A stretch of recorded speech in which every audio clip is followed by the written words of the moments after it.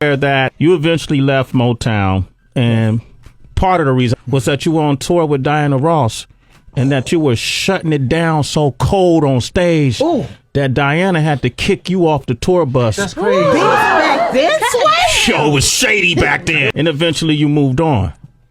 Is any truth to that? Don't be scared, Gladys.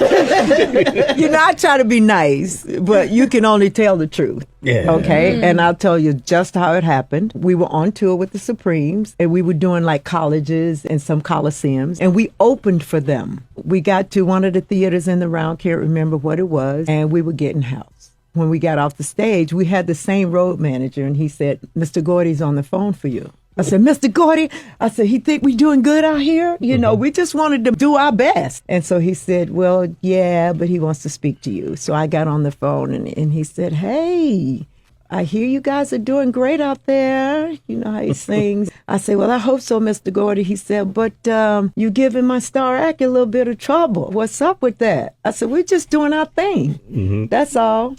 He said, well, I think you guys are coming home. Wow. I said, what?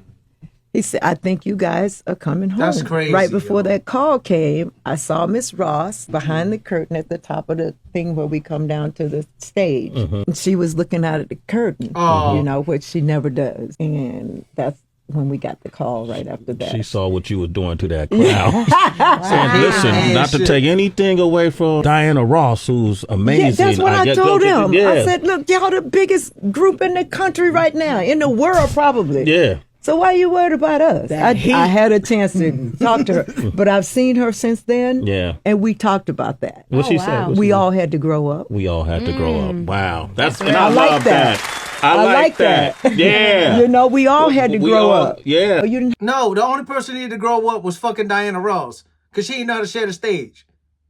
And when y'all listen to all the stories about Gladys Knight and fucking Patti LaBelle, they never had a problem with each other. They shared the stage.